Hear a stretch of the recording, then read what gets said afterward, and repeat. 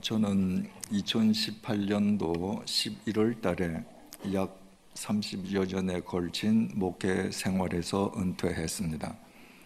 그리고 1년여 동안 국내외 여러 교회에서 예배 드리는 기회를 가졌습니다.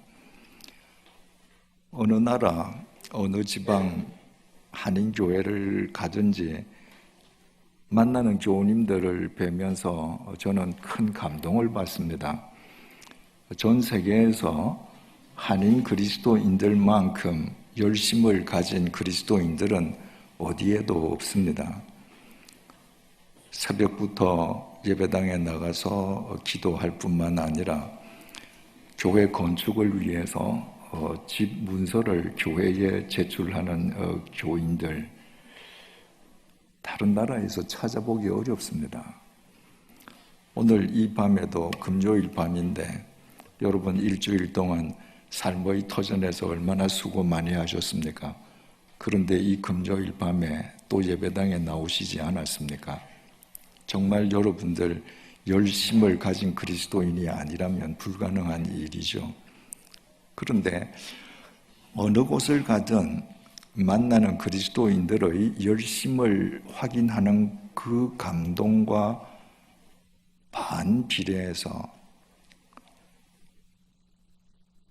교회가 세상으로부터 신뢰를 받지 못하는 데 대한 안타까움이 있습니다. 왜 그리스도인들은, 한국 그리스도인들은 전 세계에서 유래를 찾아보기 힘들 정도로 열심인데, 그런 열심이 있는 그리스도인들이 모인 한인교회가 어디에 있든지 세상의 빛이 되고 세상으로부터 존경의 대상이 되어야 될 터인데 어쩌다가 세상이 염려하는 단체로 전락해버리고 말았는가? 제가 1년여 동안 국내외 여러 교회를 다니면서 기독교 신앙의 본질을 재정립해야 될 필요를 절감했습니다. 여러분들 가운데에는 오늘 저녁에 이 예배당에 오시면서 자동차를 운전하고 오신 분도 계실 것이고 걸어오신 분도 계실 것입니다. 여러분 어떻게 걸어서 이 예배당을 찾아오셨죠? 어떻게 운전을 하고 이 예배당을 오셨죠? 처음 오시는 분들은 내비게이션을 켜서 내비게이션이 지시하는 대로 따르면 이 교회에 오게 되어 있습니다. 자동차를 모을 경우에. 그런데 내비게이션 없이 오신 분들은 어떻게 오셨습니까? 아시는 거예요. 저 사거리에서 신호등에서 오른쪽 신호를 받고 우회전하고 가다가 무슨 건물 생기면 거기에서 좌회전하고 거기서 또 한 100m 가다가 또 무슨 약국 나오면 거기서 우회전하고, 여러분들 머릿속에 여러분들 댁에서 이 예배당까지 오는 모든 거리의 표지판이 다 입력이 되어 있습니다. 걸어오는 분들도 마찬가지예요. 내가 걸어가다가 저기 전신주 나오면 좌회전하고 좌회전해서 쭉 가다가 아파트 나오면 우회전하고, 여러분은 의식하지 않았지만 그러나 그 표지판이 여러분들 뇌리 속에 입력이 되어 있기 때문에 그 표지를 따라서 오신 것입니다. 자, 이제 이렇게 한번 생각해 보십시다. 우리가 지금 예배 드리고 있는 이 순간에 천지가 개벽이 일어났습니다. 이 주위에 있던 건물들, 집들 지금 싹 다 없어졌습니다. 허허 벌판이 됐습니다. 그럴 때 여러분들이 집을 찾아갈 수 있을까요? 못 찾아갑니다. 왜? 여러분들에게 입력되어 있는 표지판이 없어져 버렸기 때문에. 그리스도인에게 그리스도인으로서 이 세상을 바르게 살아가게 할 표지판, 이정표가 바로 예배, 기도, 성경입니다. 그런데 그리스도인들의, 한인 그리스도인들의 열심은 세계에서 유래를 찾아보기 힘들 정도로 깊은데 그분들이 모여서 이룬 교회가 세상의 신뢰를 받고 있지 못하다면 이 표지판이 잘못된 것 아닌가? 여러분은 지금 예배라는 표지판을 따라왔는데, 기도라는 표지판을 통해서 길을 걸어왔는데, 말씀이라는 표지판을 보고 지금 따라왔는데, 그 표지판이 잘못 설정되어 있는 것 아닌가? 그러면 여러분의 열심과는 상관없이 결과적으로 가보니까 그리스도인이 있어야 될 곳이 아닌 것이죠. 세상으로부터 신뢰받는 곳이 아닌 것입니다. 그래서 예배가 뭔가, 기도가 뭔가, 우리가 말씀을 쫓는다고 할 때 어떻게 쫓아야 하는가? 기독교 신앙의 가장 기본적이고 본질적인 것에 대한 재정립을 사흘 동안 함께 해보고자 합니다. 오늘은 예배에 대해서 생각을 해보겠습니다. 여러분들께 먼저 3가지 질문을 드려보겠습니다. 여러분들은 주일마다 왜 예배당에 나와서 예배를 드립니까? 목사님에게 눈도장 찍기 위함입니까? 아니면 예배 안 드리면 뭔가 찝찝해서 일종의 면죄부를 받기 위함입니까? 그것도 아니라면 예배당에 가서 앉아서 1시간 내내 졸더라도 주일날 1시간은 예배당에 갔다 와야 복을 받는다는 생각 때문입니까? 2번째 질문입니다. 여러분들에게 예배라는 것은 구체적으로 뭡니까? 함께 찬양 부르고 목사님 설교 듣고 헌금하는 거, 그 종교 행위 그것 자체가 예배입니까? 만약에 그 행위 그 자체가 예배라면 여러분들 주일날 예배당에 나올 필요 뭐 있습니까? 집에 편안하게 앉아서 유튜브로 예배드리면 되죠. 미국에 그런 TV 교회 얼마나 많습니까? 집에 앉아서 예배드리는 교인들이에요. 그리고 온라인으로 헌금 보내요. 이제 머지않아서 한국에서도 분명히 그런 교회가 우후죽순처럼 생겨날 겁니다. 3번째 질문입니다. 여러분들이 매주일 드리는 예배, 주일 예배만 드린다고 해도 1년에 51번 드리지 않습니까? 그러면 여러분 평생도록 드린 예배 수를 내가 40년 믿었다 하면 40년 곱하기 50일 한번 해보세요. 얼마나 예배를 많이 드렸는지. 그 예배가 여러분들의 삶에 구체적으로 어떤 영향을 미쳤습니까? 여러분들이 정말 살아계신 하나님께 예배를 드린다면 예배를 통해서 그 살아계신 하나님의 응답이 여러분들의 삶 속에 임한다면 주일 예배를 드릴 때에 그 살아계신 하나님에 대한 예배로 인해서 내 삶 가운데에 잘못된 부분이 하나만 교정된다고 해도 1년이면 여러분의 삶에서 51가 교정됩니다. 여러분, 1년만 내가 예배를 드려서 살아계신 하나님과 예배를 통해서 교통하는 가운데에 그분이 내 삶을 타치하셔서 1년에 내 삶 가운데에 51개의 잘못된 부분이 바르게 교정된다면 1년만 예배 드려도 우리 성자 되지 않겠습니까?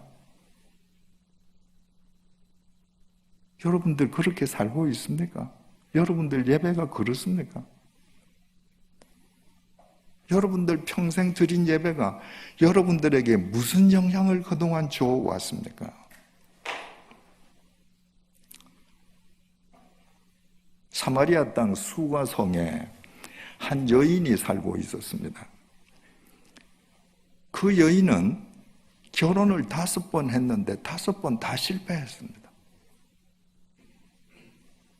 지금도 어떤 남자에게 얹혀 사는데 공개적으로 내가 또 어떤 남자에게 얹혀 산다고 말을 할 수가 없습니다.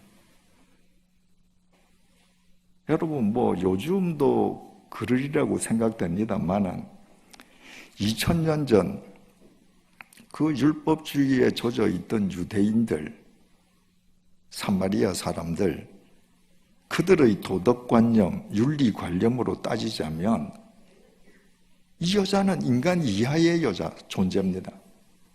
결혼 5번 실패하고 지금도 어떤 남자에게 얹혀 산다. 그리고도 나가서 떳떳하게 내 삶을 공개하지 못한다. 기가 막힌 사람이죠. 그런데 이 여인은 기가 막힌 웅덩이에 빠진 것과 같은 인생을 살기 때문에 예배에 관심이 많았습니다. 하나님께 진짜 예배를 드리고 싶은 거예요. 내가 드리는 예배를 하나님께서 진짜 받아주시면 좋겠는 거예요. 여러분 가운데에 혹 지금 기막힌 웅덩이에 빠져 계신 분이 있습니까? 지금이야말로 하나님 앞에서 예배를 회복할 때입니다. 하나님 앞에서 그 예배를 소생되게끔 해주시기 위해서 하나님께서 지금 은혜 베푸시는 거예요. 그래서 그리스도인에게 있어서는 모든 것이 합력해서 선으로 귀결되는 겁니다. 이 기막힌 인생 웅덩이에 빠진 여인이 어느 날 우물가에서 예수님을 만났습니다. 메시아를 만난 거죠. 그 여인은 예수님을 만나고 나서 이야기를 하다가 나중에 메시아인 줄 알았습니다. 지금 본문 속에서는 메시아인 줄 모르고 지금 대화를 나누는 거예요. 단지 보는 순간에 유대인이라는 건 알았습니다. 그래서 그 마음속에 품고 있던 질문을 던졌습니다. 20절입니다. 우리 조상들은 이 산에서 예배하였는데 당신들의 말은 예배할 곳이 예루살렘에 있다 하도이다. 솔로몬이 죽고 난 다음에 그 아들 르호보암이 왕이 되지 않습니까? 그런데 지혜롭지 못한 왕이었습니다. 그래서 르호보암 시대에 하나의 왕국이었던 이스라엘이 분열이 되지 않습니까? 여로보암이라는 사람이 이 왕국을 찢어서 북왕국을 만듭니다.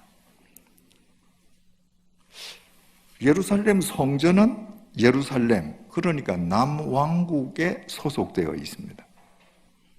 여로보암이 힘으로 10지파를 찢어서 북쪽에다가 북왕국을 만들고 자기가 통치는 하는데 안식일만 되면 자기 왕국에 있는 사람들이 성전을 찾아서 남왕국 예루살렘으로 갔다 온단 말이에요. 불안하거든요. 저 사람들 자꾸 예루살렘으로 왔다 갔다 하다 보면 남왕국에 주저앉을 것 같단 말이죠. 그래서 여로보암이 남왕국과 북왕국의 남쪽 경계 지방인 베델, 그리고 북왕국의 제일 북쪽 경계 단, 이 두 곳에다가 금송아지를 만들었습니다. 그리고 그 금송아지가 하나님이라는 거예요. 우리 많이 보던 장면이죠. 이스라엘 백성이 출애굽한 뒤에 모세가 하나님의 계명을 받으러 시내산에 올라갔다가 내려오지 않으니까 아론이 그 민중이 요구하는 대로 금으로 송아지를 만들어 놓고 이분이 우리를 애굽에서 인도하여 내신 엘로힘이다. 내일 이분을 위해서 우리 여호와의 절기를 공포하자. 여로보암이 그 흉내 내는 거예요. 항상 인간들은 하나님을 믿는다고 하면서도 네 하나님 믿고 황금 얻는다. 그럼 옳고 그르고를 떠나서 좋아하거든요. 그러니까 황금 송아지를 만들어 놓고 이 황금 송아지가 하나님이다라고 하는 건 뭐예요? 네 여호와 하나님 믿으면 너희 집이 다 이렇게 황금으로 도배될 거다. 북왕국 사람들은 그 황금을 하나님이라고 섬겼습니다. 세월이 흐르고 난 뒤에는 북왕국 사람들은 북왕국 수도 사마리아에 있는 그림신산, 그 그림신산에서만 예배를 드려야 이거 진짜다. 예루살렘에서 예배 드리는 거 저건 짝퉁이야. 그리고 백성들을 이제 묶어두는 겁니다. 그러니까 세월이 흘러가면서 북왕국 사람들은 그림신산에서 예배를 드리면서 저 남왕국 저 사람들 예루살렘에서 드리는 예배 저거 가짜야.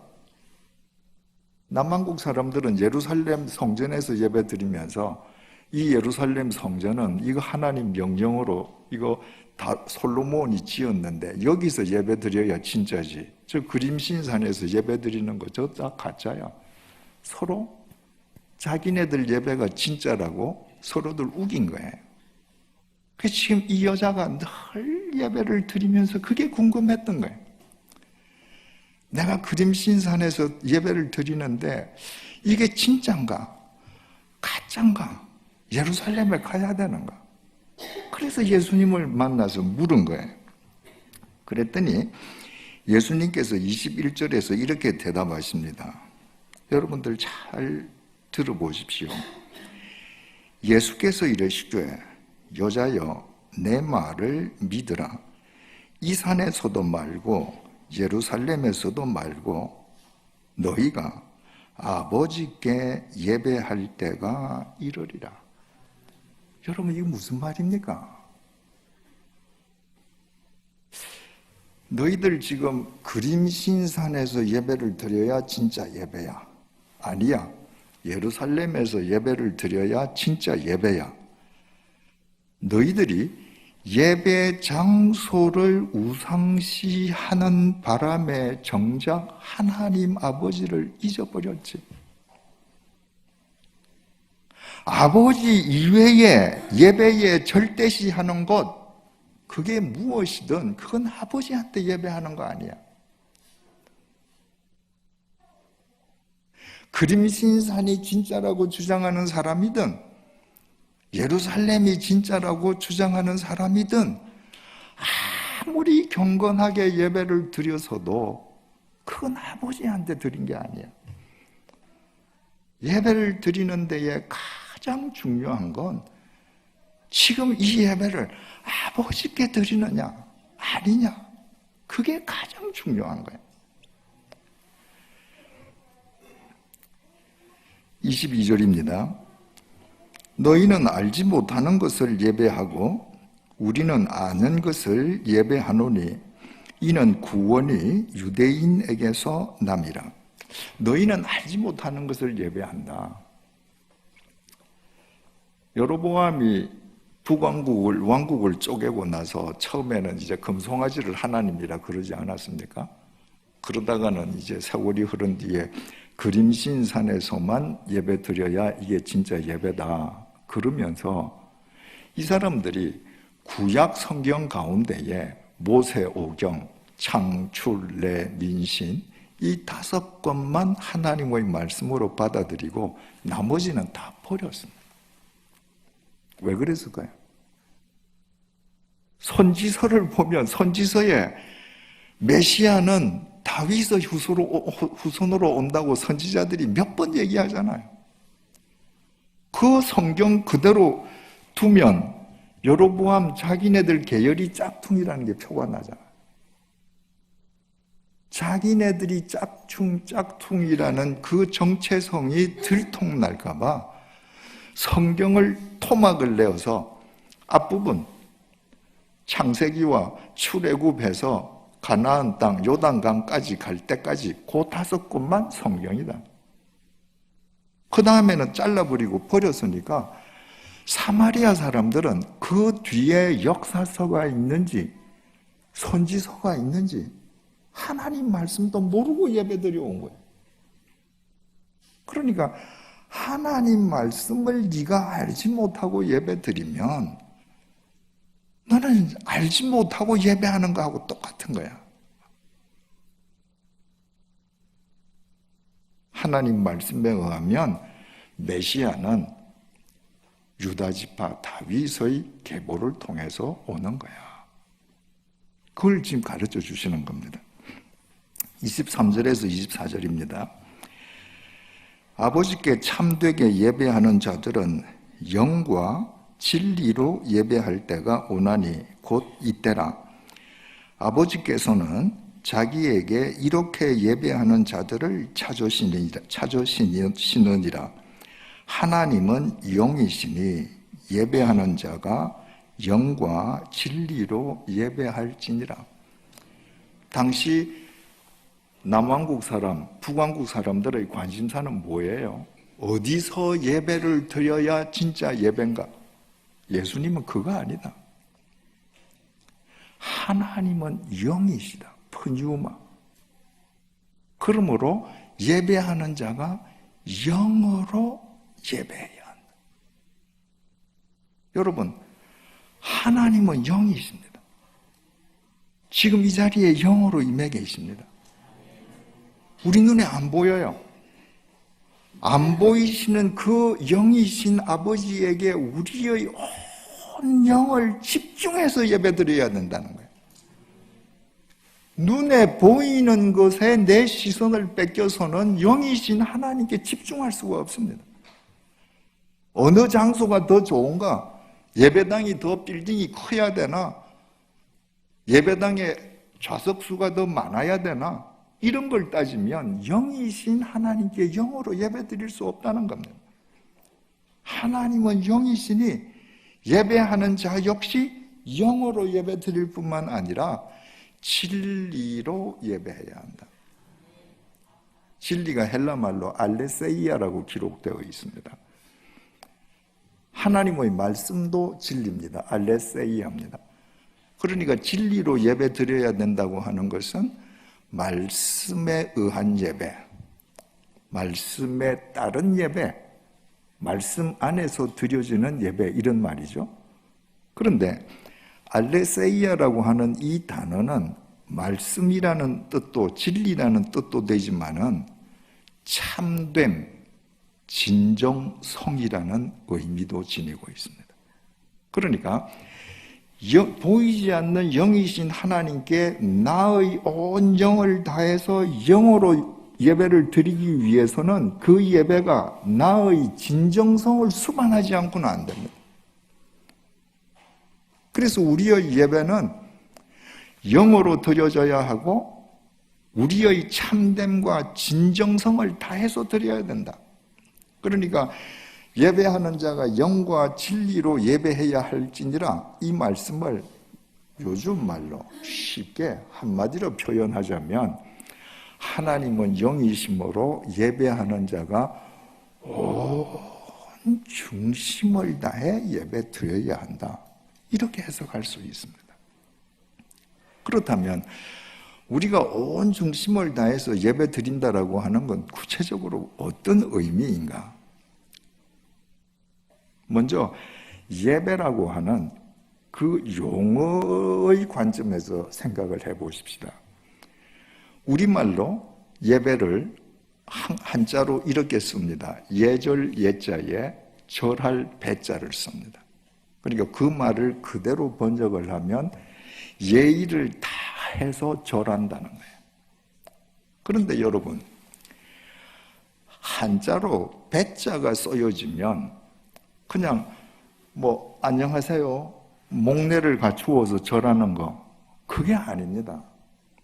한자로 배자를 쓸 때에는 내 몸이 완전히 땅에 구부러지는 거예요. 부모님을 찾아서 지금 오늘 1월 10일 아닙니까? 1월 1일 날 부모님을 찾아서 자식들이 새 배를 드린다. 배자가 들어가죠. 어떻게 절드려요? 땅바닥에 무릎을 꿇고 완전히 엎드립니다. 불교에서 삼보일배 이런 말 있잖아요. 세 걸음 걷고 한 번 절한다.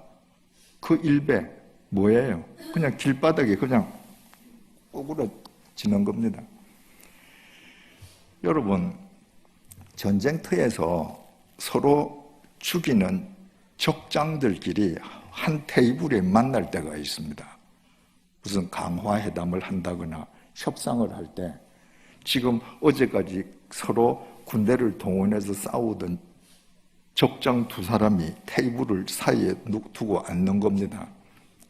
그때 만날 때 절대 장군은 적장에게 머리를 숙이지 않습니다. 왜? 내가 머리를 숙이는 순간에 저 사람이 내 목을 칠 수 있거든요. 그래서 서로 눈을 보고 하는 겁니다. 남자들이 인사할 때 악수하는 그 예법이 그 적장들 사이에서 나왔다는 예의가 있지 않습니까? 주로 다 오른손으로 칼을 뽑기 때문에 적장들끼리 만나서 오른손으로 악수를 하면서 적어도 칼로 서로 찌르지 않는다. 그러고 인사를 하는 거죠. 그런데 예배, 예절을 다해서 배한다. 내가 완전히 꼬꾸라진다. 이게 무슨 말이에요? 내가 배를 드리는 상대가 나를 죽여도 좋은 겁니다. 내가 당신에게 나를 맡기는 겁니다. 내가 부복하고 있는 사이에 그분이 내 목을 칠 수도 있는 것이고 내 머리에 꿀밤을 때릴 수도 있는 것이고 무슨 짓을 하더라도 나는 당신에게 나를 맡긴다. 이게 예배입니다. 히브리 말로 예배를 가리키는 단어가 두 개가 있습니다. 첫 번째는 아바드라는 동사입니다.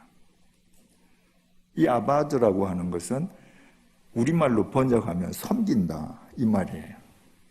그런데 여러분, 우리 그리스도인들은 섬긴다는 말 굉장히 잘하잖아요. 교회학교 교사가 자기 부서에서 아이들 케어하는 것도 아이들 섬긴다 이렇게 얘기하잖아요. 그런데 이 아바드라고 하는 것은 노예가 주인을 섬기는 겁니다. 교사가 학생들을 섬기는 거, 이건 나라는 인격 다 지키면서 하는 겁니다. 노예에게는 없는 것이 많습니다. 인격이 없습니다. 노예에게는 자기 재산이 없습니다. 노예에게는 자기 뜻이 없습니다. 노예에게는 자기 결정권이 없습니다. 이게 아바드예요. 그러니까 내가 예배를 드린다고 하는 것은 내 뜻, 내 결정권, 내 인격, 내 재산을 온전히 하나님께 의탁하는 것입니다. 당신의 처분에 맡기는 거예요. 히브리 동사로 또 예배를 가리키는 두 번째 동사가 샤하라는 동사가 있습니다. 이 동사는 그대로 번역하면 부복한다는 겁니다. 우리말 예배하고 똑같습니다. 그냥 예배 이 샤하를 받는 대상에게 내가 땅바닥에 쫙 납작 엎드리는 거예요. 그러니까 히브리어 동사 이 두 동사의 모든 뜻은 그 예배드리는 대상을 향해서 자발적으로 나를 포기하는 것, 자발적으로 나를 의탁하는 겁니다. 그 손에 맡기는 거예요. 신약 성경을 기록한 헬라어로도 예배를 가리키는 동사가 두 가지가 있습니다. 첫 번째는 프로스큐네오라는 동사가 있습니다. 우리말로 번역하면 경배라고 번역이 됩니다. 그런데 이 경배라고 하는 이 말은 노예가 주인의 발에 입을 맞추는 행위를 가리키는 겁니다. 노예는 주인한테 대등하게 인사할 수 없습니다. 노예는 반드시 무릎을 꿇고 주인의 발에 입을 맞추었습니다. 그것이 프로스큐네오입니다. 또 헬라어 동사로서 예배하다는 동사가 라트리오라는 동사가 있습니다.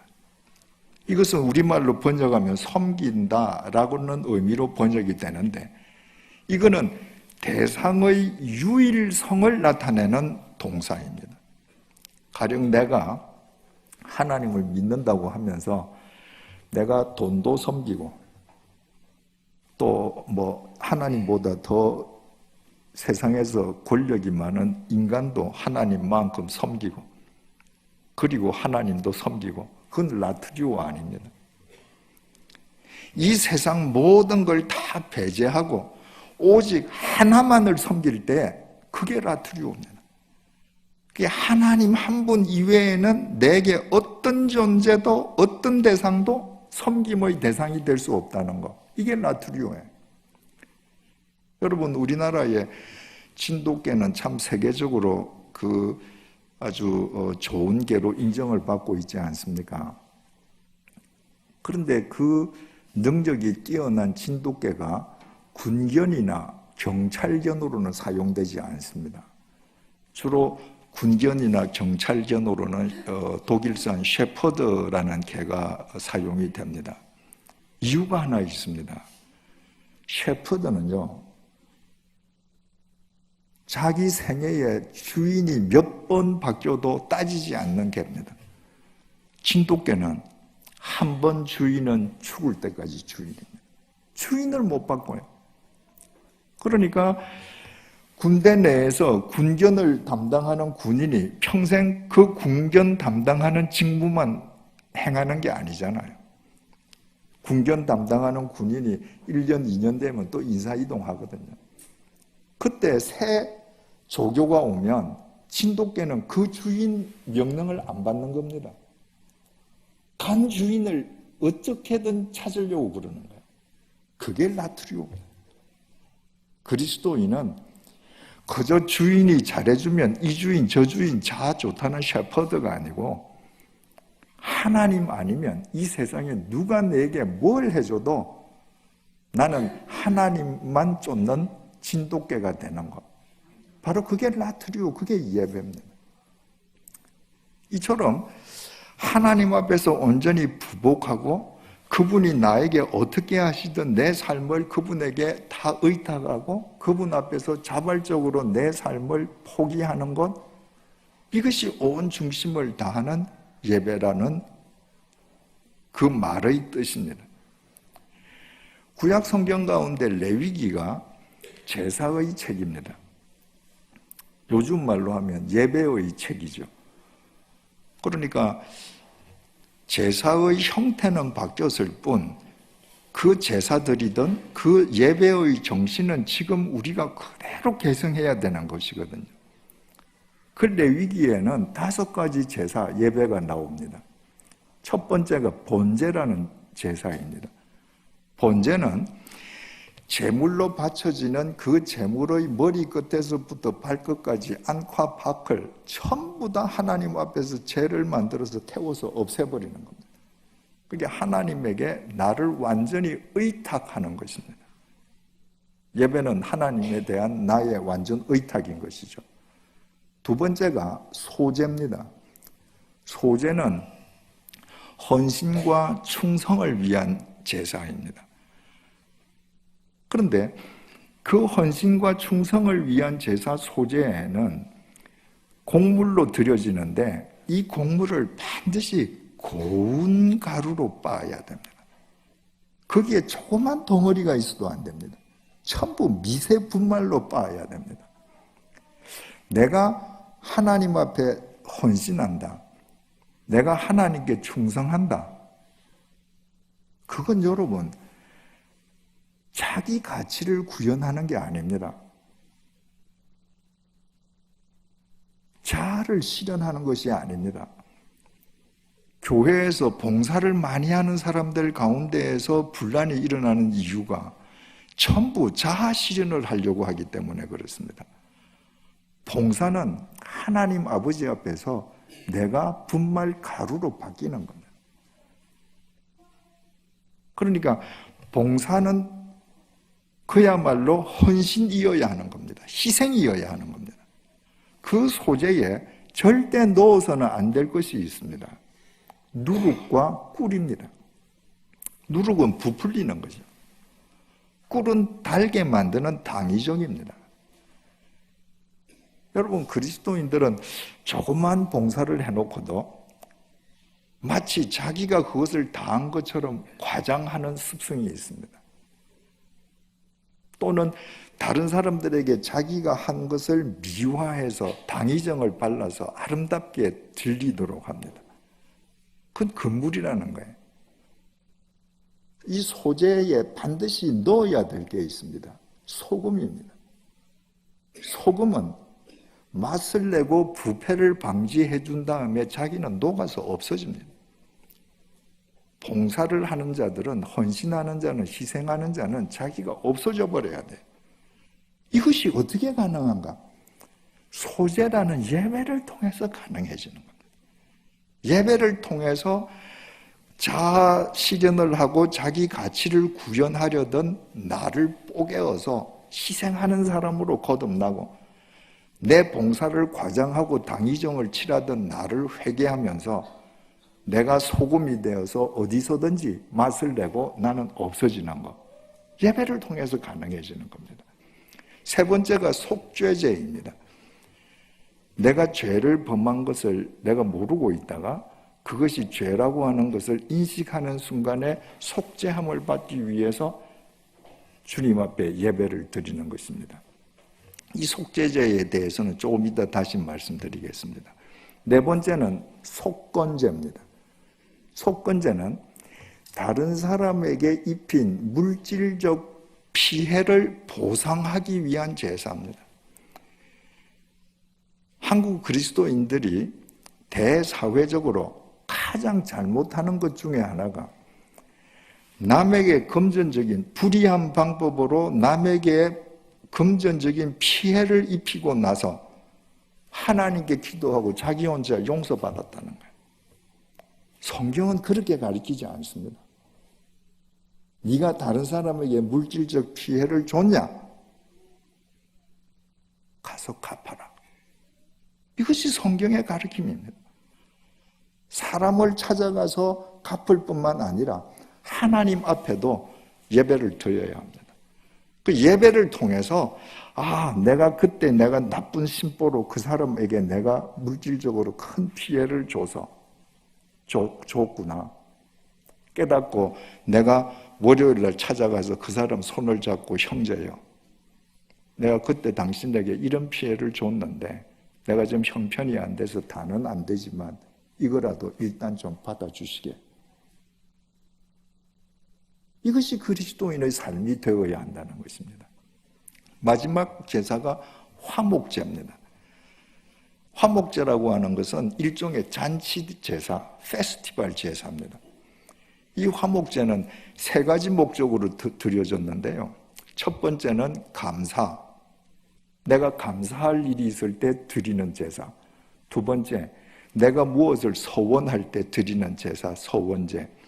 세 번째로 낙헌제, 그저 주님을 생각만 해도 좋아서 드리는 거예요. 그런데 이 화목제는 다른 제사와 다른 특징이 있습니다. 다른 모든 제사는 번제처럼 제물을 완전히 제로 만들든가 아니면 제물의 일부를 태우고는 나머지 제물은 제사장에게 바쳐야 합니다. 그럼 제사장이 하나님을 대신해서 그 제물을 먹어주는 겁니다.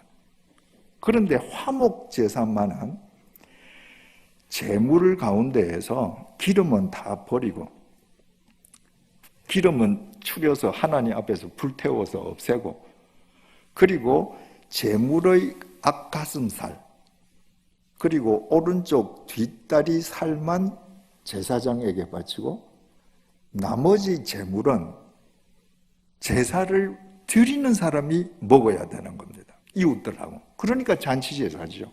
화목제죠. 그런데 화목제를 제사를 드리는데 감사의 목적으로 드린 제사면 하루 만에 그 제물을 다 먹어야 됩니다. 서원제와 낙헌제 제사를 드렸을 경우에는 이튿날까지 그 제물을 다 먹어야 됩니다. 만약에 이튿날까지 그 제물을 안 먹고 냉장고에 넣어뒀다, 그러면 그 제사는 무효입니다. 여러분, 우리는 오늘 밤 12시가 되어야 시계상의 날짜가 바뀌는데 실은 자고 나서 아침이 되어야 내일이 됐다고 생각하지 않습니까? 유대인들은 말입니다. 저녁에 해가 서쪽으로 지면 날짜가 바뀌는 겁니다. 그게 새날이에요. 그러니까 내가 감사제로 지금 하나님 앞에 화목 제사를 드렸는데 오후 3시쯤 제사를 드렸다고 합시다. 그러면 팔레스타인은 해가 빨리 지거든요. 한 5시 반에 해가 진다고 하면 그날 당일 내로 제물을 다 먹어야 되니까 내가 3시에 제사를 드렸다. 그럼 5시 반까지 2시간 반 동안에 그 제물 고기를 다 먹어야 됩니다. 가령 소 한 마리를 화목 제물로 바쳤다.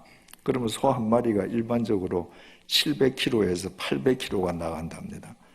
그러면 껍질을 다 벗기고 기름을 다 태우고 그리고 앞가슴살하고 오른쪽 뒷다리를 제사장한테 주고 나도 살코기 남는 고기가 한 300kg가 남는답니다. 600근이 남아요. 600근을 내가 오늘 낮에 감사제를 드렸는데 오후 5시 반에 해가 질 때까지 이거 다 먹어야 되는 거예요. 내가 만약에 소원제나 낙헌제를 했으면 내일 오후 5시 반까지 이거 다 먹어야 돼요. 어디 천하장사가 혼자서 몇 시간 만에 소고기를 300kg, 600근을 먹겠습니까? 그거 다 먹고 하나님 앞에서 그 화목제사가 유효하게끔 되기 위해서는 내 주위에 있는 사람 가운데에서 내가 미워하는 사람도 와서 그 제물을 먹어줘야 되는 겁니다. 그 사람 도움 없이는 화목제사가 유효해질 수 없는 것입니다. 그래서 화목제를 드린 사람은 하나님 앞에서 이 제사가 유효하도록 남아있는 소고기 한 300kg을 동네 사람을 다 부릅니다. 그리고 평소에 자기가 안 이롭게 보던 사람도 오라고 해서 그 사람이 고기를 먹어주면 마음속으로 하나님하고 화목한다는 것은 저 사람하고 화목하는 것이구나 깨닫는 것이죠. 그래서 정말 화목제사, 잔치제사가 되는 것입니다. 그러니까 하나님의 영이시니 영과 진리로 예배할지니라. 온 중심을 다해서 예배하라. 온 중심을 다해서 예배하는 예배는 여러분들이 주일 예배 시간에 이 예배당 안에서 온 중심을 다해서 예배를 드린다면 그 예배 시간에 번제, 소제, 속제제, 속건제, 화목제가 5가지 제사가 한데 어우러져서 여러분의 삶에 임팩트를 줘야 되는 겁니다. 그것이 온 중심을 다하는 예배입니다. 그런 예배를 드릴 때 그 예배가 여러분들의 삶을 변화시키지 않겠습니까? 지금까지 말씀드린 것은 총론이에요. 온 중심을 다해 드리는 예배가 무엇인가? 총론이 중요하다면 총론이 중요한 만큼 그 총론을 구체화시키는 강론이 중요합니다. 우리 한국 그리스도인들에게 있어서 가장 약한 부분이 강론입니다. 이웃 사랑하자. 여러분들 다 아시죠? 근데 구체적으로 이웃을 어떻게 사랑해야 합니까? 어떤 경우까지 사랑해야 합니까? 강론이 없습니다. 우리가 온 중심을 내 예배를 드린다라고 할 때 이 예배를 드리는 강론은 구체적으로 어떻게 해야 되는가? 제사의 책인 레위기 1장에서 번제의 경우를 우리 한번 보십시다. 구약 성경 146페이지 레위기 1장 1절에서 9절 말씀.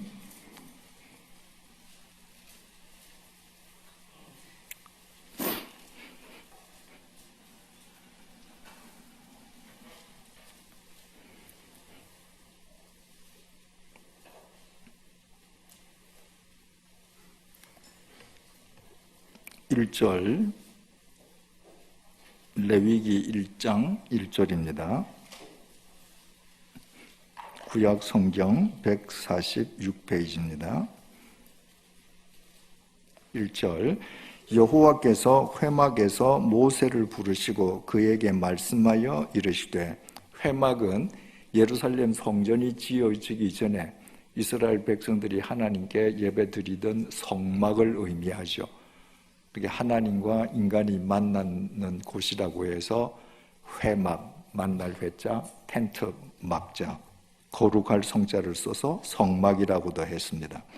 2절 이스라엘 자손에게 말하여 이르라, 너희 중에 누구든지, 만약에 여러분들 지금 연필을 갖고 계시면 누구든지의 공표를 한번 쳐보십시오.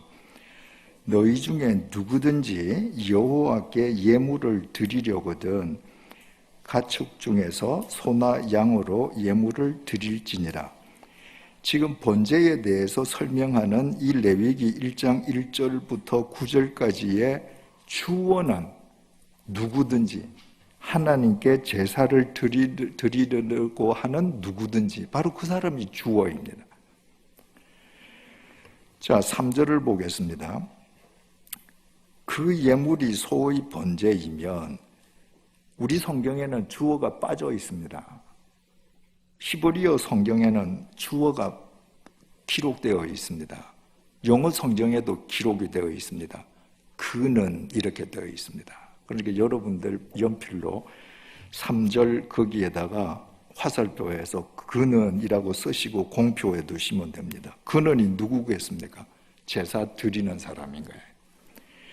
제사 드리는 그 사람은 그 예물이 소의 번제이면 흠 없는 수컷으로 회막문에서 여호와 앞에 기쁘게 받으시도록 드릴지니라. 여러분, 이스라엘 백성들이 하나님께 제물을 바쳐 드릴 때 그 제물의 의미가 뭐예요? 그냥 하나님이 가축을 좋아하시고 짐승을 좋아하셔서 짐승을 바치는 겁니까? 아니죠. 나를 바치는 거잖아요. 나 대신에 제물을 바치는 거예요. 그런데 3절 그는 그 예물이 소의 번제이면 흠 없는 수컷으로, 흠 없는, 여러분 공표 쳐두십시오. 내가 나를 대신해서 하나님께 제물을 바치는데 흠이 없는 제물이어야 한다. 그럼 무슨 의미가 되겠습니까? 제사를 드리기 전에 이 제물을 지금 하나님 앞에 나를 대신해서 바치는데 이 제물에 흠이 있는가 흠이 없는가 살피는 준비 과정이 필요하죠. 여러분, 준비 과정이 전제되지 않는 예배는 영과 진리의 예배가 될 수가 없습니다.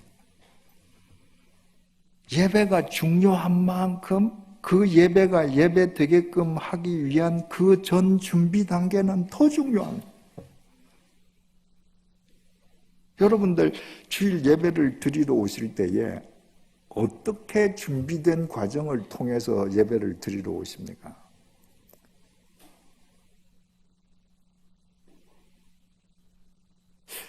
예배는 예배당 안에서 예배 시작 시간에 시작되는 것이 아니라 여러분들께서 주일날 아침에 예배당을 찾아 나오기 시작하는 순간부터 이미 예배는 시작되는 겁니다.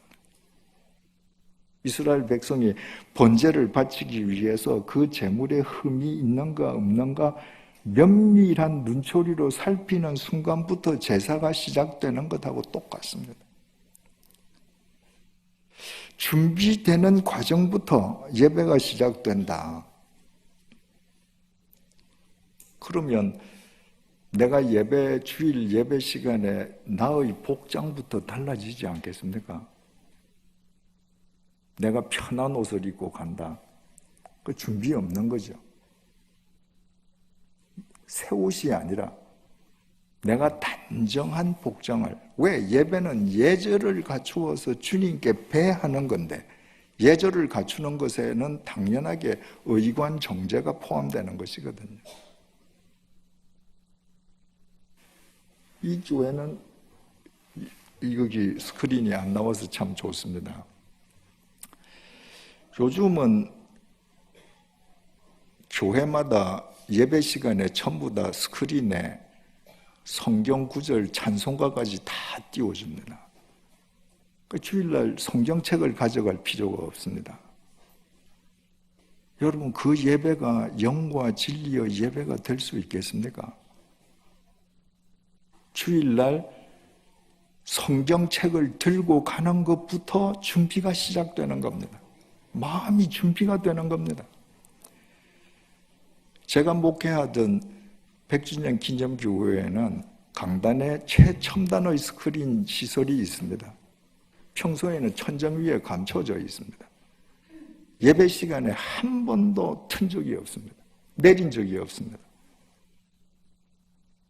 요즘은 예배 시간에도 스크린을 통해서 목사님 얼굴이 보이게 합니다. 하나님은 영이시니 예배하는 자가 영으로 예배할지니라. 보이지 않는 영이신 하나님께 내 영을 집중하기 위해서는 방해되는 모든 걸 차단해야 되는데 스크린을 걸어놓고 영이신 하나님이 보이겠습니까? 요즘 예배드리는 젊은이들은 IT 기기 가지고 성경을 봅니다. 거기에 성경 다 들어있고 찬송가 있으니까 편하죠. 근데 여러분 어떻습니까? 주일날 내가 성경책을 빼서 교회를 간다고 하는 이 성경책은요, 하나님의 말씀을 보는 용도 이외의 용도는 없습니다. 스마트폰 용도는 어떻습니까? 여기는 수백 가지 용도, 수천 가지 용도가 있습니다. 이 안에 들어있는 성경은 그 가운데의 하나일 뿐입니다. 내가 하나님께 예배만 드리는 용도인 성경을 들고 오는 마음과 주일날 이거 가지고 평소에 주중에 이거 가지고 게임하고 온갖 놀이 다 하던 그걸 들고 그 중에서 기능 중에 하나 성경과 찬송을 찾아서 부르는 것과 흠 없는 예배가 가능할 수 있겠는가? 거기다 어떻습니까? 이걸 가지고 내가 성경을 보면서 찬송을 부르려고 하면 비록 벨 소리는 무음으로 했다고 할지라도 내가 찬송을 부르는데 카카오톡이 찍 하나 왔다. 읽어야죠. 오늘날 우리가 이 제사의 책을 들여다보면 우리의 예배가 얼마나 준비되지 않는 예배인가, 얼마나 인스턴트 예배인가. 이런 예배에 우리가 열과 성을 다 한다고 할지라도 이 내비게이션 따라가서는 세상에서 빛과 소금의 역할을 다 하지 못하는 오히려 신뢰가 추락하는 공동체로 전락하고 마는 것이죠.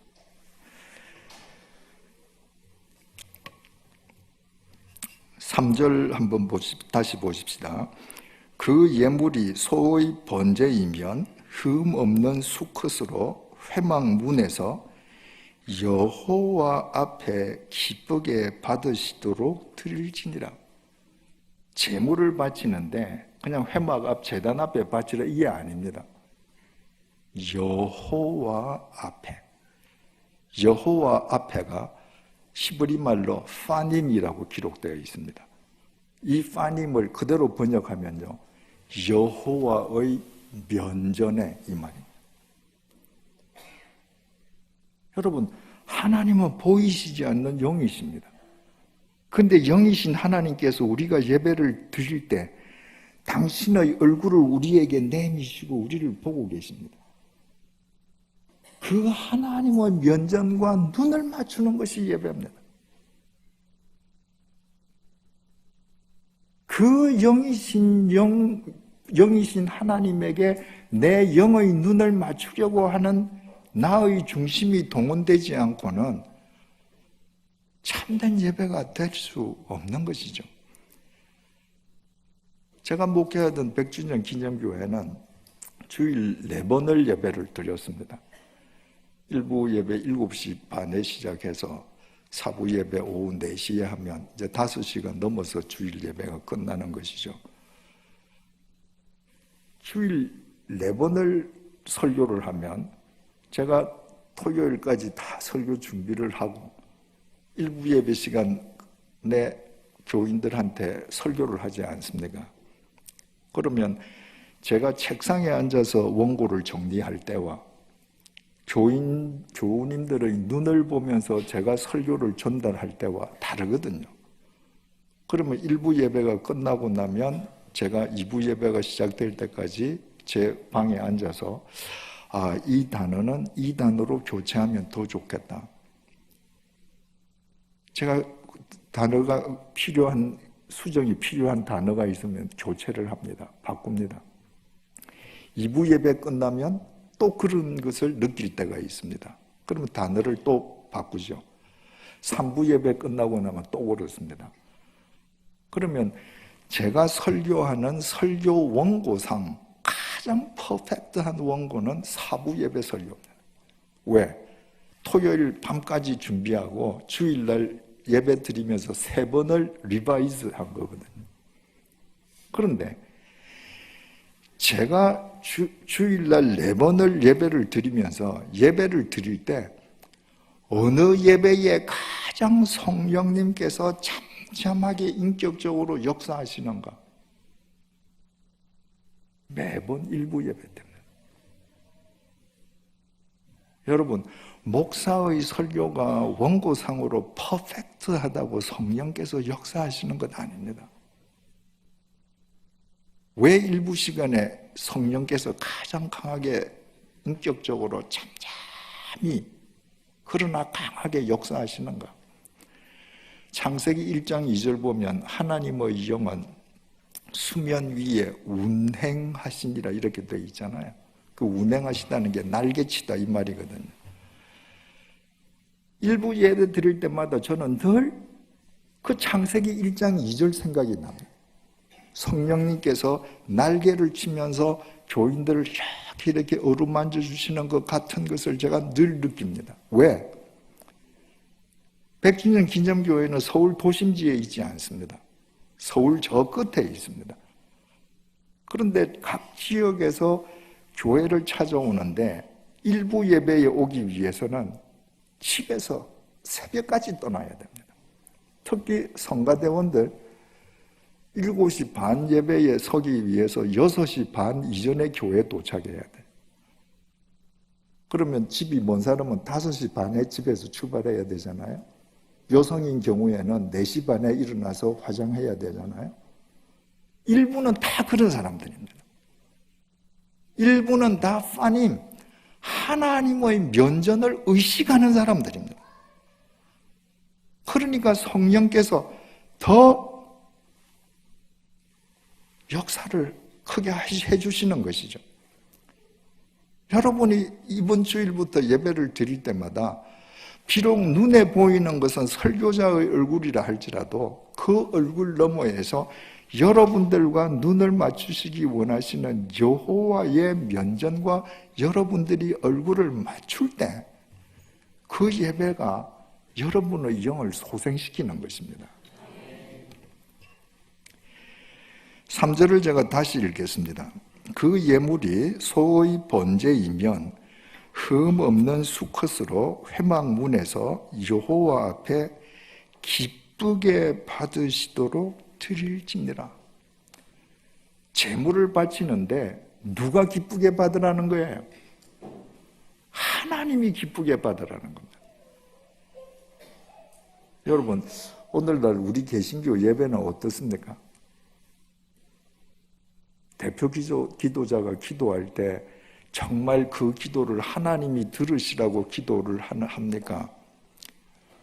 아니면 회중들 듣기 좋아라고 기도합니까? 성가대가 그렇게 시간을 내어서 열심을 내어서 준비해서 찬양을 할 때 하나님을 기쁘시게 하기 위함입니까? 아니면 사람들에게 들려주기 위함입니까?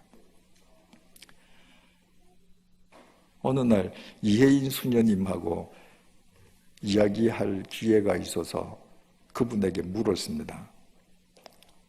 그분이 개신교 교회도 많이 찾아가시고 이해가 많으신 분이기 때문에 가톨릭 수녀로서 개신교 예배에 대해서 무슨 혹시 코멘트 해줄 말이 있다면 어떤 말입니까? 하고 여쭈었더니 그분이 신부님들은 공부를 안 해서 강론을 잘 못하는데 개신교 목사님들은 참 설교도 잘하고 참 좋은 게 다 많은데 딱 아쉬운 게 한 가지 있다. 개신교 교회 예배당에 가서 예배 드릴 때 성가대가 찬양할 때 자기는 한 번도 은혜를 받아본 적이 없다. 개신교 교회의 찬양대의 찬양은 큰 교회고 유명한 교회 찬양대원들일수록 저 찬양이 과연 하나님께 드리는 찬양인가? 아니면 사람들 앞에서 자기네들의 기량을 뽐내는 찬양인가? 늘 질문이 든다는 거예요. 저는 그분의 그 말이 무슨 말인지 이해할 수 있습니다. 그분은 부산 광안리 베네딕토 수녀원에 있는데 그 수녀원 미사에 제가 참여했던 적이 있습니다. 그리고 저는 가톨릭 성당에서 여러 번 미사에 참여했습니다. 가톨릭은 성가대를 할 때 절대 소리 지르지 못하도록 교육을 받습니다. 하나님께만 올려드리는 소리거든요. 그래서 개신교의 성가대 지휘자나 이런 분들은 성당에 가서 가톨릭이 드리는 미사의 그 찬양을 한번 저는 다 들어보시기를 권합니다. 거기는 앉으면 저분들은 정말 자기 영을 다해서 하나님께 지금 올려드리구나 알 수 있습니다. 오늘 성가대 잘못했다는 얘기 아닙니다. 잘하셨습니다. 일반적인 한국교회 얘기를 드린 겁니다. 우리의 모든 예배는 하나님 기쁘시게 하기 위함인 것입니다. 4절을 다시 봅니다. 그는, 여기는 주어가 나왔죠. 번제물의 머리에 안수할지니 그를 위하여 기쁘게 받으심이 되어 그를 위하여 속죄가 될 것이라. 제사가 제일 먼저 뭐부터 시작하는가? 제사자가 제물의 머리 위에 안수하는 것으로부터 시작합니다. 여러분 아까도 말씀드렸듯이 그 제물은 곧 나를 대신해서 바치는 거잖아요. 그 제물이 나지 않습니까? 그러니까 제물의 머리에 안수한다는 것은 죄의 전가입니다. 내 죄를 이 제물에 전가시키는 거예요. 제사를 드리는 자가 반드시 제물의 머리에 손을 얹고 먼저 기도하는 겁니다. 하나님, 내가 이런 죄를 지었습니다. 죄의 싹은 사망이어서 내가 죽어야 하는데 나를 대신해서 이 제물을 하나님께 바쳐드립니다. 이 제물을 받으시고 나를 용서해 주십시오. 그때 하나님께서 그 제물을 기쁘게 받으신다는 겁니다. 여러분, 우리가 예배를 왜 드립니까? 우리가 의인이기 때문에 우리를 뽐내기 위해서 예배 드리는 거 결코 아닙니다. 우리가 죄인이기 때문에 예배 드리는 것입니다. 주님께서는 의인을 찾으러 오신 것이 아니라 죄인을 찾으러 오셨습니다. 그리고 우리는 여전히 죄인이지만 당신의 보혈로 우리를 의롭다고 인정해 주셨습니다. 우리는 그냥 죄인이에요. 근데 당신의 보혈로 우리를 가리셔서 의롭다고 인정해 주신 것입니다. 그래서 내가 죄인인 것을 내가 깨달을 때 나를 의롭다고 인정해 주시는 그 주님에게 대한 예배가 살아있을 수 있습니다.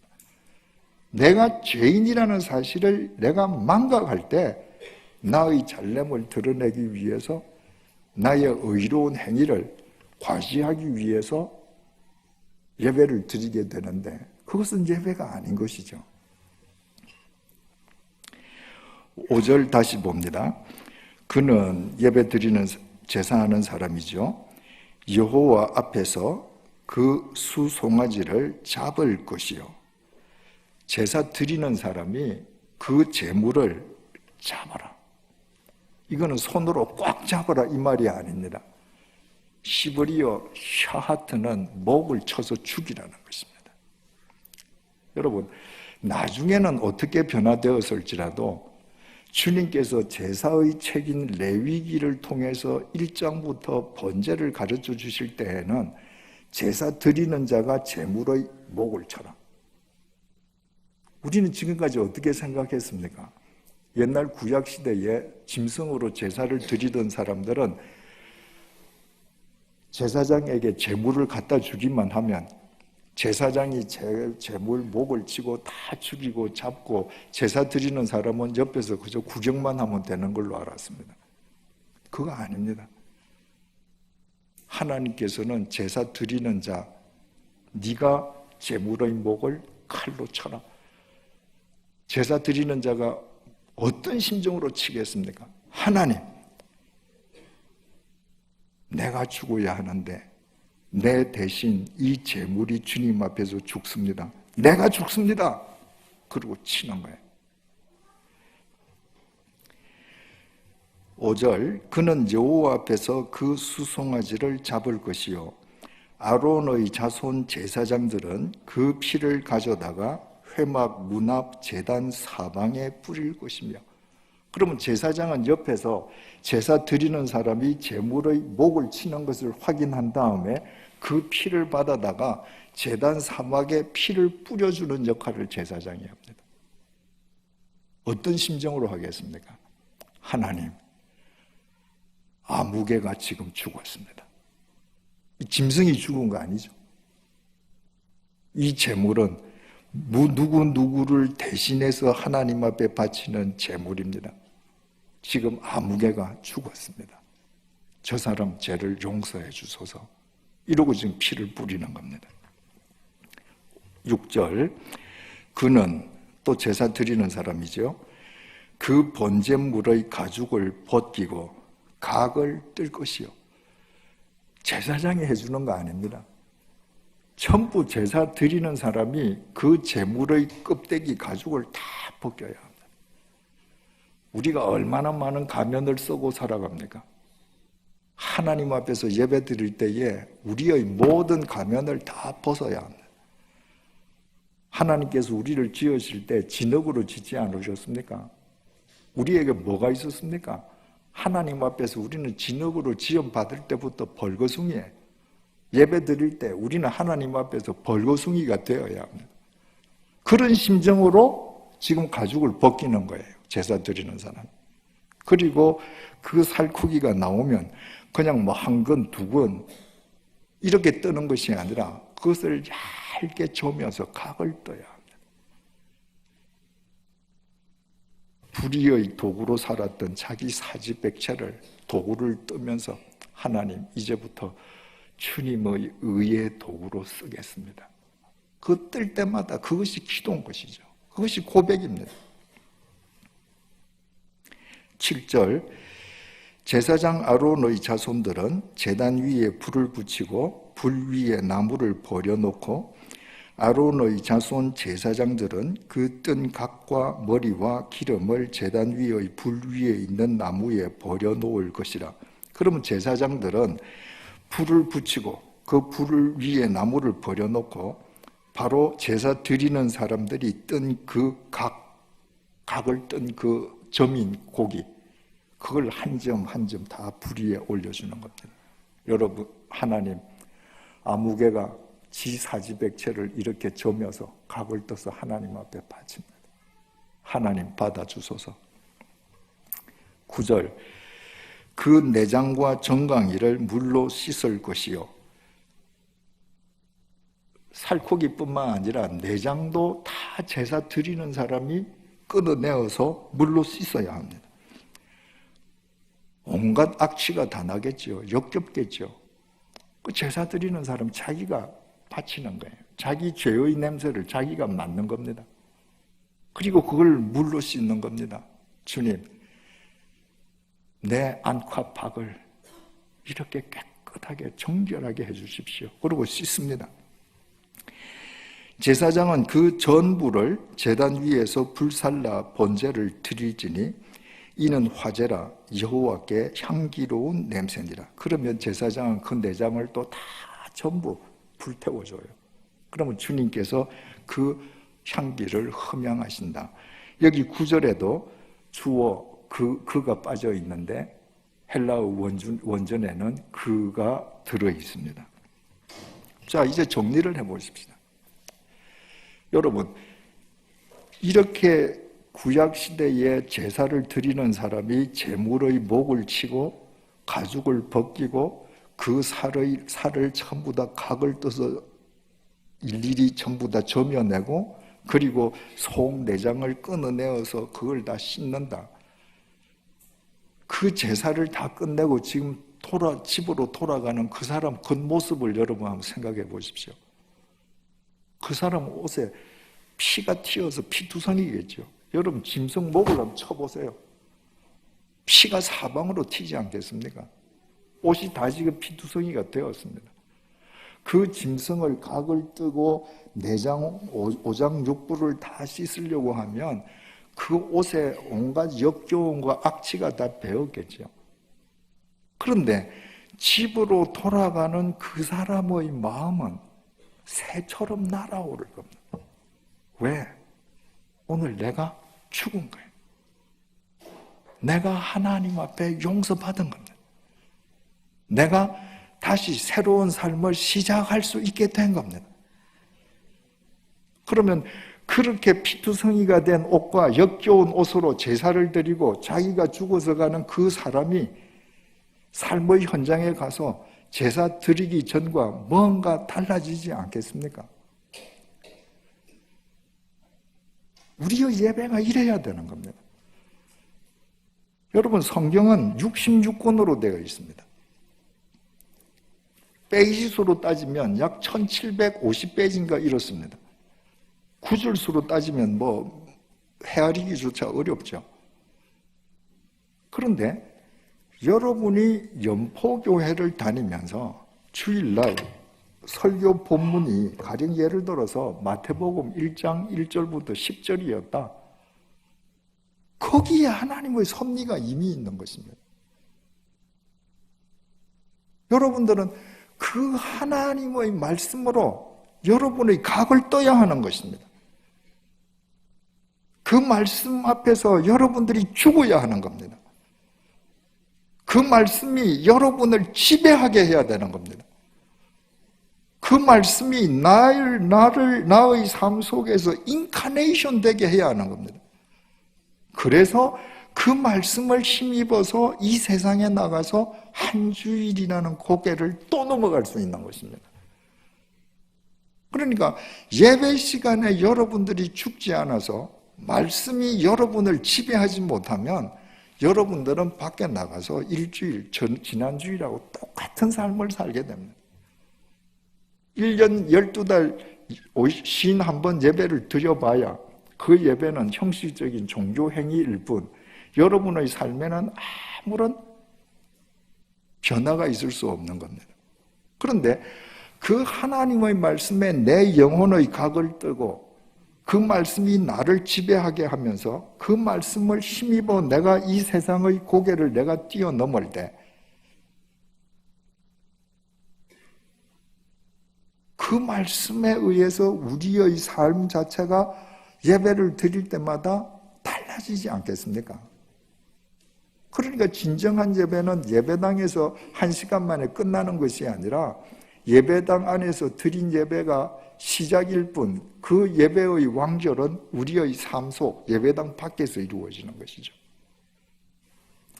로마서 12장 1절입니다. 그러므로 형제들아 내가 하나님의 모든 자비하심으로 너희를 권하노니 너희 몸을 하나님이 기뻐하시는 거룩한 산 제물로 드리라. 이는 너희가 드릴 영적 예배니라. 여러분, 구약시대에 유대인들이 드린 예배는 나를 대신해서 제물을 바치는데 그 제물은 죽은 제물이에요. 죽여서 바치는 거예요. 다 짐승의 시체입니다. 그런데 바울은 우리의 몸을 하나님께서 기뻐하시는 산 제물로 드려라. 재물인데 죽지 않고 움직이는 재물이에요. 살아있는 재물이에요. 무슨 얘기겠습니까? 네 삶 자체가 제사가 되게 해라. 그러니까 예배의 생활화, 생활의 예배화가 우리의 예배를 통해서 이루어질 때 이 세상 밖에서 우리의 삶이 산 제물이 되는 것입니다. 그때 세상 사람들이 우리를 다르게 볼 수밖에 없는 것이죠. 그런 예배를 통해서 번제, 소제, 속제제, 속건제, 화목제가 주일마다 내 삶 속에서 어우러져서 삶으로 드러나지 않을 수 없게 되는 것입니다.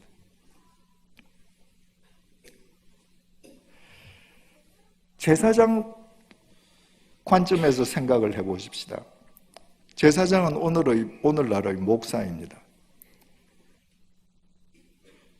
구약시대에 제사를 드릴 때 제사 드리는 사람이 제물의 목을 치고 가죽을 벗기고 각을 뜬다고 해서 그 제사 드리는 사람 혼자 하는 게 아닙니다. 제사장이 돕고 리드해줘야 돼요. 피를 뿌리면 하나님 앞에 하나님, 아무개가 죽었습니다. 이 사람 제 용서해 주십시오. 그 각을 뜰 때 그 하나하나를 젓가락으로 불 위에 올리면서 하나님, 아무개가 자기 사지백체를 이렇게 저며서 하나님 앞에 바칩니다. 이제부터 의의 병기가 되게 해 주십시오. 오늘날의 목사의 역할은 교인들이 그렇게 살 수 있게끔 하기 위해서 주일날 설교를 통해서 교인들의 영혼의 각을 떠줘야 합니다.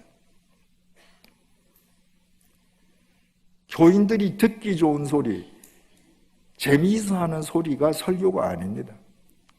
영혼의 각을 떠줘야 합니다. 히브리서 4장 12절에서 13절입니다.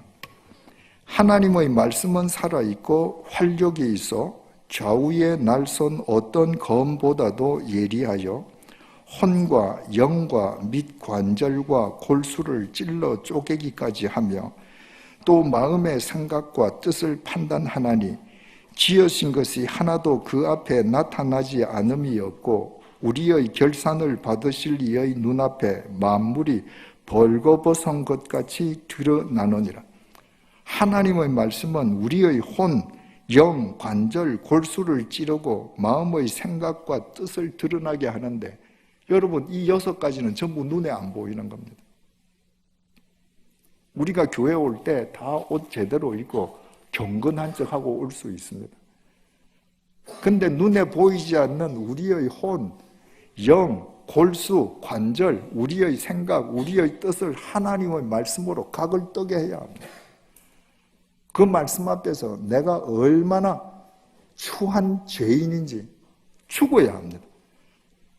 그래서 옛날 제사장이 그랬듯이 하나님, 아무개가 오늘 하나님 앞에서 이렇게 죽었습니다. 각을 뜹니다. 주님께서 새로운 힘을 주시고 의의 병기로 살게 해주십시오. 그것이 오늘날 목사의 역할입니다. 그것이 가능하게끔 하기 위해서는 여러분은 여러분의 목사님에게 토요일을 전적으로 시간을 보장해 줘야 합니다. 한국 교회 모든 교인들은 자기 교회 목사님이 자기들의 영혼을 찔러 쪼개어 주기를 원합니다. 그러면서 토요일 날 온갖 것을 요구 다 합니다. 결혼 주례해야죠. 장례식 치러야죠. 애기 돌 되면 가서 돌잔치 해야죠. 그렇게 해서 설교 준비가 됩니까? 저는 1988년도에 주님의 교회를 시작해서 10년 하고 제네바 한인교회를 3년 목회하고 100주년 기념교회를 13년 4개월 해서 제 목회 생활이 횟수로는 30여 년이 되었는데 저는 30여 년 동안에 단 한 번도 토요일 날 제 집 밖을 나간 적이 없었습니다. 저는 금요일 날 퇴근해서 집으로 들어가면 주일 일부 예배 시간에 예배 드리러 현관문을 나갈 때까지 안 나갔습니다. 제가 목회한 교회 교인들은 토요일 날 자기 집 무슨 환갑이라고 담임 목사가 주례도 안 해주나 그런 사람은 없었습니다. 저는 처음부터 선포를 했습니다. 주일날은 전 교인이 영혼의 각을 들어오는 시간인데 내가 한 가정의 경조를 위해서 내가 시간을 할애하지 않는 것 양해해 주십시오. 주일날은 모든 교인들을 위해서 내가 단에 서야 하므로 토요일날 내 시간을 확보해 주십시오. 그래서 30년 동안 제가 목회하던 교회 교인들은 토요일날 저한테 전화도 안 했습니다. 문자도 안 보냈습니다. 여러분, 정말 우리 예배가 살아있어야 되지 않겠습니까? 그러기 위해서는 여러분의 목사님이 여러분의 영혼의 각을 뜨게 해줘야 되고, 그렇게 하기 위해서는 여러분들이 절대적인 시간을 확보해드려야 합니다. 그때 그 목사님과 교인들이 한데 어우러지는 그 예배가 우리 각자의 삶을 바른 길로 인도하는 바른 영적 내비게이션이 될 수 있는 것입니다. 한 가지만 이야기하고 끝내십시다. 바울이 3차 전도 여행을 끝내고 예루살렘을 방문했습니다. 예루살렘 유대인들의 모함으로 로마 진영 내에 있는 감옥에 갇힙니다. 천부장 루시아가 보니까 바울에게 죄가 없거든요. 그런데 바울을 죽이기 전에는 먹지도 마시지도 않겠다고 결심한 사람들이 40명이나 된다는 사실을 알고 한밤중에 루시아가 가이사라에 있는 벨릭스 총독에게 바울을 보냅니다. 그때 그 대제사장들 무리가 말이죠, 바울을 죽이겠다고 모함하고 총독을 찾아와서 재판해달라고 하고 막 그러거든요. 근데 벨릭스 총독도 바울의 무죄를 알지만 2년 동안 그냥 감옥에 그냥 내버려둬요. 총독이 베스도로 바뀌었습니다. 그 2년의 세월이 흐른 거예요. 사도행전 25장 1절에서 3절입니다. 베스도가 부임한 지 3일 후에 가이사랴에서 예루살렘으로 올라가니 대제사장들과 유대인 중 높은 사람들이 바울을 고소할세 베스도의 호의로 바울을 예루살렘으로 옮기기를 청하니 이는 길에 매복하였다가 그를 죽이고자 함이더라. 여러분, 2년이 지났습니다. 근데 대제사장 무리가 신임 총독 베스도를 찾아와가지고 또 바울을 모함합니다. 그리고 예루살렘으로 좀 바울을 올려보내다오. 목적은 길에 매복해 있다가 바울을 암살하기 위함입니다. 2년 전에 바울을 죽이려고 모함했던 그 대제사장 무리가 2년이 지났는데도 하나도 안 바뀌었습니다. 여러분, 2년 동안이면 이 대제사장 무리가 안식일에 제사 한 번만 드렸더라도 100번 제사를 드렸습니다.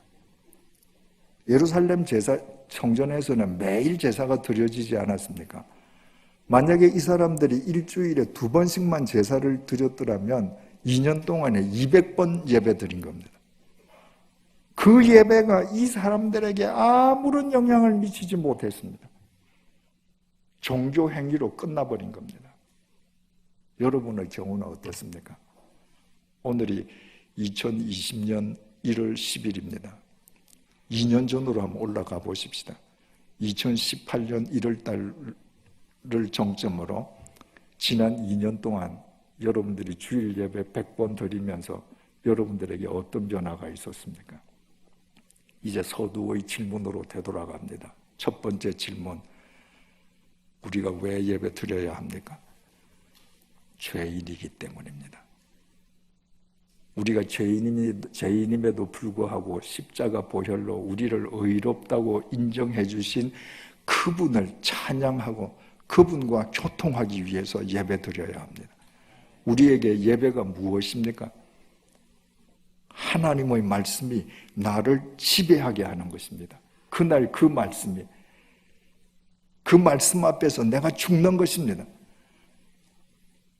그 말씀이 내 삶을 통해서 인카네이션 되게 하는 것입니다. 그래서 그 말씀을 힘입어서 일주일을 고개를 뛰어넘게 하기 위함입니다. 마지막으로 우리의 예배가 우리에게 어떤 영향을 미쳐야 하겠습니까? 예배당에서 시작된 예배가 우리 삶의 현장으로 이어져서 우리의 몸이 걸어다니는 거룩한 산 제물이 되는 동력이 되게끔 해주어야 합니다. 그때 여러분들의 삶을 통해 이 세상은 반드시 새로워질 것입니다. 기도하겠습니다. 주님, 우리의 예배를 되돌아봅니다. 2000년 전 대제사장 무리는 2년 동안 100번이나 안식일 제사를 드렸는데 아무런 변화가 그들에게 수반되지 않았습니다. 2년 전이나 2년 후나 그들이 시기하던 바울을 모함해서 죽이려고 했습니다. 주님, 우리 자신은 어떠한지 오늘 우리 자신을 성찰하게 해주셔서 진심으로 감사합니다. 영이신 하나님께 영과 진리로 예배하는 진정한 예배자가 되게 해주시기를 간구합니다.